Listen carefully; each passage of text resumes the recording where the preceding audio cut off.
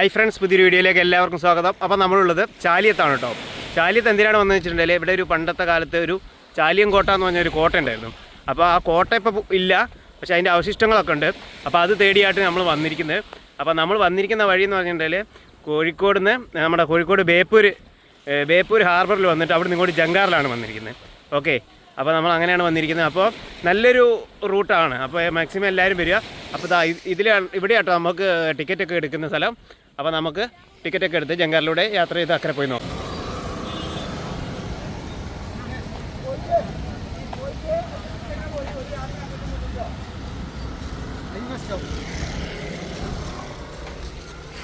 അങ്ങോട്ടും ഒരാൾ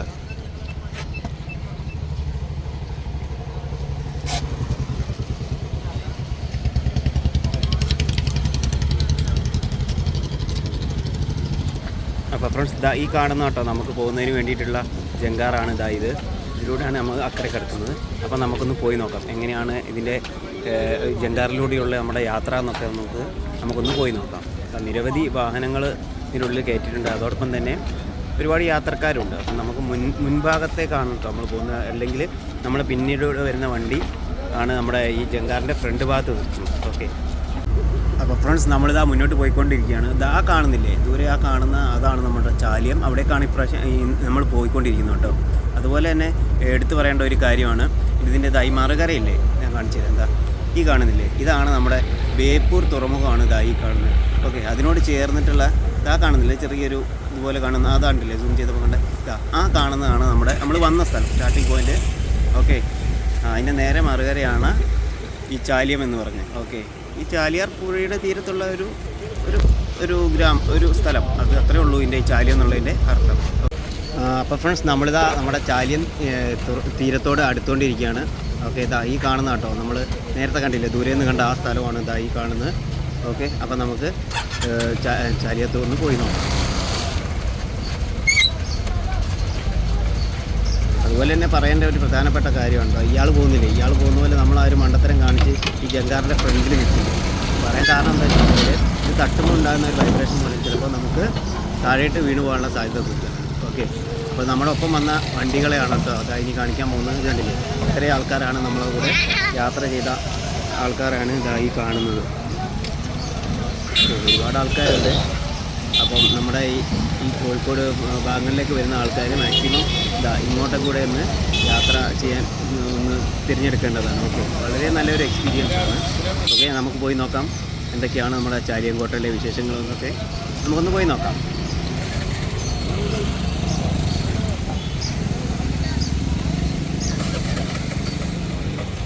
അപ്പോൾ ഫ്രണ്ട്സ്, ഒരുപാട് ചാലിയത്തൂടെ നടന്നിട്ട് ചാലിയങ്കോട്ട നിന്നിരുന്ന ആ സ്ഥലം നമ്മൾ കണ്ടുപിടിച്ചിട്ടുണ്ട്. ഈ കാണുന്ന കേട്ടോ നമ്മുടെ ചാലിയങ്കോട്ട നിന്നിരുന്ന സ്ഥലമാണ് ഈ കാണുന്നത്. അപ്പോൾ നമുക്കിതിലെ അങ്ങോട്ടൊക്കെ ഒന്ന് പോയി നോക്കാം. ഇന്ന് ഏതായാലും തിര കുറച്ച് കുറവുണ്ട്.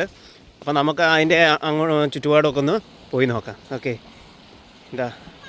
ഇതാണ് പണ്ട് കാലത്ത് പോർച്ചുഗീസുകാർ നിർമ്മിച്ച ചാലിയങ്കോട്ട ഉണ്ടായിരുന്ന സ്ഥലമാട്ടത്. ഈ കോട്ടയാണ് നമ്മുടെ കുഞ്ഞാലി മരക്കാന്മാരുടെ പടയോട്ട കാലത്തെ യുദ്ധത്തിൻ്റെ ഭാഗമായിട്ട് തകർത്ത് തരിപ്പണമാക്കിയിട്ടുണ്ട്. ഓക്കെ, അപ്പോൾ അതിൻ്റെ അവശിഷ്ടങ്ങൾ മാത്രമേ ഇപ്പോൾ കാണുന്നുള്ളൂ. ഓക്കെ, അപ്പോൾ ദൂരെ കാണുന്ന കേട്ടോ ചാലിയം ബീച്ച്. അപ്പോൾ അവിടേക്കൊക്കെ വരുന്ന കോഴിക്കോട് ചാലിയം ബീച്ചാണ് കാണുന്നത്. അപ്പോൾ അവിടേക്കൊക്കെ വരുന്ന ആൾക്കാർ ഇത്രയും ചരിത്ര പ്രാധാന്യമുള്ളൊരു സ്ഥലം ഇതിൻ്റെ തൊട്ടടുത്തുണ്ട്. അപ്പോൾ എല്ലാവരും ഇവിടെയും കൂടി ഒന്ന് സന്ദർശിക്കേണ്ടതാണ്. ഓക്കെ, അപ്പോൾ ഇന്ന് തിര കുറവായതുകൊണ്ട് ഒരുപാട് ആൾക്കാർ കല്ലുമ്മക്കായ കക്കയൊക്കെ പെറുക്കുന്നുണ്ട്. ഓക്കെ, ഇത് കണ്ടില്ലേ, നല്ല കടൽ ഏകദേശം ശാന്തമാണ്. അതൊക്കെ കല്ലുമ്മക്കായ പെറുക്കുന്ന ആൾക്കാരാണ്. അപ്പോൾ നമുക്ക് കുറച്ച് അങ്ങോട്ടൊക്കെ ഒന്ന് പോയി നോക്കാം. ഓക്കെ,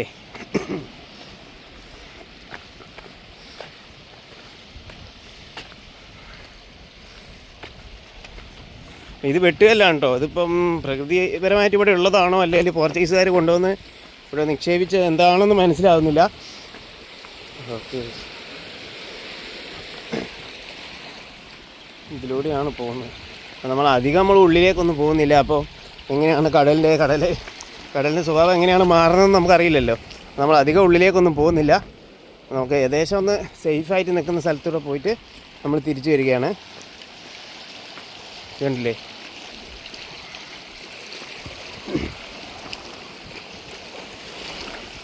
വളരെ മനോഹരമായ ഒരു സ്ഥലം കേട്ടോ.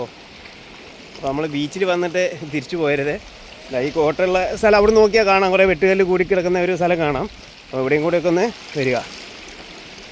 നമുക്ക് കല്ലുമ്മക്കായ പുറത്ത് കാണണോ നമുക്കൊന്ന് പോയി നോക്കാം ഇതൊക്കെയാണ്.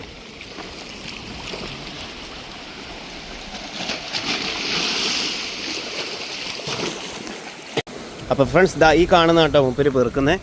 ഓക്കെ, ഇത് കണ്ടില്ലേ, കല്ലുമ്മക്കായ എന്ന് പറഞ്ഞ സാധനമാണ്. വലിയ വലിപ്പമൊന്നുമില്ല, എന്നാലും അത്യാവശ്യം ഉണ്ട്. ഇത് കണ്ടില്ലേ, എത്രത്തോളം വ്യക്തമായിട്ട് കാണുന്നുണ്ടെന്ന് എനിക്കറിയില്ല. ഇത് മൊത്തം ഉണ്ട്, കണ്ടില്ലേ. ഇതിങ്ങനെ പിടിച്ചെടുക്കൽ കുറച്ച് റിസ്ക്കാണ്, കണ്ടല്ലോ അല്ലേ. അപ്പോൾ ഇതൊക്കെയാണ് ഇവിടുത്തെ കാഴ്ചകൾ. ഇത് കണ്ടില്ലേ, കല്ലുമ്മക്കായാണ് ഈ കാണുന്നത്. തിര അടിച്ച് കയറുകയാണ്. അപ്പോൾ നമ്മളധികം റിസ്ക് എടുക്കാൻ നിൽക്കുന്നില്ല. നമുക്ക് അങ്ങോട്ടൊക്കെ പോകണമെന്നുണ്ടായിരുന്നു, പക്ഷേ നമ്മളധികം റിസ്ക് എടുക്കുന്നില്ല. അപ്പോൾ നമുക്ക് തിരിച്ച് മറ്റേ ഇതിൻ്റെ ആ സമീപ പ്രദേശങ്ങളിലെ കാഴ്ചകളിലൂടെ കണ്ടിട്ട് നമുക്ക് പോവാം. ഓക്കെ, അപ്പം ഫ്രണ്ട്സ് നമ്മൾ ഏതായാലും ഇവിടെ വരെ വന്നതല്ലേ, ഇച്ചിരി റിസ്ക് എടുത്തിട്ടാണെങ്കിലും നമുക്ക് അവിടെ വരെ ഒന്ന് പോയി നോക്കാം. അപ്പം കടൽ ഇപ്പോൾ വലിയാണ്, വെയിൽ ഇറക്ക സമയമാണെന്നാണ് പറഞ്ഞത്. അപ്പം നമുക്ക് അവിടെ വരെ ഒന്ന് പോയി നോക്കാം. ഏതായാലും ഇവിടെ വരെ വന്നതല്ലേ, അപ്പം കുറച്ചൊക്കെ ഒരു റിസ്ക് എടുത്തില്ലെങ്കിലൊരു സുഖമില്ലല്ലോ. ഓക്കെ, അപ്പം നമുക്ക് പയ്യൊന്ന് അവിടേക്കൊന്ന് പോയി നോക്കാം. അപ്പം ഇവിടെ ഇങ്ങോട്ടൊക്കെ വരുന്ന ആൾക്കാർ പ്രത്യേകം ശ്രദ്ധിക്കേണ്ട കാര്യം എന്താണെന്ന് വെച്ചിട്ടുണ്ടെങ്കിൽ, വേലി ഇറക്ക സമയത്ത് മാത്രം വരിക.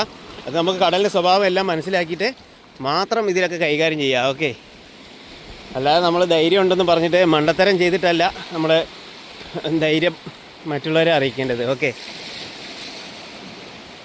ഓക്കെ, അപ്പോൾ അത് കണ്ടില്ലേ, അവരതവിടെ കല്ലുമ്മക്കായ വെറുക്കുന്നുണ്ട്. അപ്പോൾ നമുക്ക് ഏതായാലും വേഗം പോയി തിരിച്ചു വരാം. അധികം നേരം നിൽക്കുന്നത് അത്ര ബുദ്ധിയല്ല. ഓക്കെ,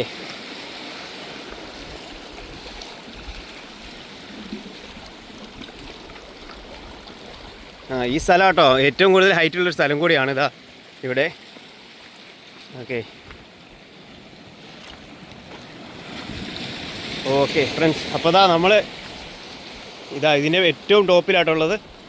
ഏറ്റവും ടോപ്പിലെന്ന് പറഞ്ഞിട്ടുണ്ടെങ്കിൽ ഏകദേശം നമ്മൾ ഒരു 100-200 മീറ്ററോളം കടലിലേക്ക് ഇറങ്ങിയിട്ടുണ്ട്. ഇത് കണ്ടില്ലേ, മോൻ നിൽക്കുന്ന അവിടെ നിന്നാണ് നമ്മൾ വന്നിരിക്കുന്നത്. ഓക്കെ, അപ്പോൾ ഇതൊക്കെയാണ് ഇവിടുത്തെ കാഴ്ചകൾ. ഇപ്പോൾ ചാലിയം ബീച്ചിൽ വരുന്ന ആൾക്കാരെല്ലാവരും ഇങ്ങോട്ട് കൂടെ വരാൻ പ്രത്യേകം ശ്രദ്ധിക്കുക. ഓക്കെ, ഇങ്ങോട്ട് ഇറങ്ങണ്ട, നമുക്ക് ബീച്ചിൽ അവിടെയൊക്കെ വരാമല്ലോ, ഇങ്ങോട്ട് ഇറങ്ങണമെന്നില്ല. ഓക്കെ, അപ്പോൾ ഇതൊക്കെയാണ് നമ്മുടെ ചാലിയങ്കോട്ട എന്ന സ്ഥലത്തെ കാഴ്ചകൾ. ഓക്കെ, അപ്പോൾ ഫ്രണ്ട്സ് ഇതുപോലെ തന്നെ ഏറ്റവും പ്രധാനപ്പെട്ട ഒരു കാര്യമാണ് നമ്മുടെ പോർച്ചുഗീസുകാർ ആ കാണുന്ന ചാലിയം കടപ്പുറത്ത് കാണുന്നുണ്ടല്ലോ അല്ലേ, ഞാൻ സൂം ചെയ്ത് കാണിക്കാം. ഇവിടെയാണ് നമ്മുടെ ചാലിയങ്കോട്ട ഉണ്ടായിരുന്നത്. ഓക്കെ, അതവിടെ നിർമ്മിക്കുന്നതിന് വേണ്ടിയിട്ട് പ്രത്യേകമായിട്ടുള്ളൊരു കാരണമുണ്ട്. ഇത് അറബിക്കടൽ. ഓക്കെ, അതിൻ്റെ ഈ കാണുന്നതാണ് നമ്മുടെ ചാലിയാർ പുഴയാണ് ഈ കാണുന്നത്. ഓക്കെ, അപ്പോൾ ഈ ചാലിയാർ പുഴയിലൂടെ ആണ് പണ്ട് കാലത്ത് ഏറ്റവും കൂടുതൽ ആൾക്കാർ നമ്മുടെ ജലഗതാഗതമായിരുന്നല്ലോ പണ്ട് കാലത്ത് കൂടുതലുണ്ടായിരുന്നത്. അപ്പം നിലമ്പൂർ തേക്ക് അങ്ങനത്തെ ഒരുപാട് സാധനങ്ങൾ ഒരുപാട് നിലമ്പൂർ എന്ന് പറയുന്നത് നിലമ്പൂർ മലപ്പുറമാണ്. മലപ്പുറം കോഴിക്കോട് ആ ഭാഗങ്ങളിൽ നിന്നെല്ലാം പലതരത്തിലുള്ള സാധനങ്ങളൊക്കെ കൊണ്ടുവന്നിരുന്നത് ഈ ചാലിയാർ പുഴയിലൂടെയാണ്. അപ്പം ഈ ചാലിയാറും അറബിക്കടലും കൂടി ചേരുന്ന ഒരു സ്ഥലം കൂടിയാണ് നമ്മുടെ ഈ ചാലിയം ബേപ്പൂരാട്ടോ. അത് കാണുന്നത് ആദ്യം വന്നിട്ടുണ്ടായിരുന്നത് ഈ ചാലിയാർ തുറമുഖമാണ്. അത് കഴിഞ്ഞിട്ടാണ് നമ്മുടെ ബേപ്പൂർ തുറമുഖം ഉണ്ടായിട്ടുള്ളത്. ഓക്കെ, അപ്പോൾ അതിൻ്റെ ശേഷം ഉണ്ടായതാണ് കേട്ടോ നമ്മുടെ ഈ കുറച്ച് കാലമായിട്ടേ ഉള്ളൂ ഈ പുലിമൂടുകളൊക്കെ അതിന് ശേഷം ഉണ്ടാക്കിയതാണ്. ഓക്കെ, അപ്പോൾ ദൂരെ നിന്ന് അതാണ്ടില്ലേ കടലിൽ നിന്ന് നമ്മുടെ ഇരുവഞ്ഞിയല്ല നമ്മുടെ ചാലിയാറിലേക്ക് മത്സ്യബന്ധനം കഴിഞ്ഞ് നമ്മുടെ ബോട്ട് വരുന്ന കാഴ്ചയാണ് ഇപ്പോൾ നമ്മൾ കണ്ടുകൊണ്ടിരിക്കുന്നത്. ഓക്കെ, ഇതുണ്ടല്ലേ ആ കാഴ്ചയാണ് കേട്ടോ അതായി കണ്ടുകൊണ്ടിരിക്കുന്നത്. അപ്പം പണ്ടത്തെ പോർച്ചുഗീസുകാരാണെങ്കിലും പണ്ടത്തെ രാജാക്കന്മാരാണെങ്കിലും ഏറ്റവും കൂടുതൽ ആൾക്കാർ അവർ ഒരു സംഭവം ഉണ്ടാക്കുകയാണെങ്കിൽ അതിൻ്റെ എല്ലാ ഭാഗത്തുകൂടെയും ചിന്തിച്ചതിന് ശേഷമാണ് ഇങ്ങനത്തെ കോട്ടകൾ അതുപോലെ തന്നെ തുറമുഖങ്ങൾ റെയിൽവേ സ്റ്റേഷന് തുടങ്ങിയ കാര്യങ്ങളെല്ലാം ചെയ്തുകൊണ്ടിരുന്നത്. ഓക്കെ, ഇത് കണ്ടില്ലേ, അതാണ് ഈ പോർച്ചുഗീസുകാർ ഇവിടെ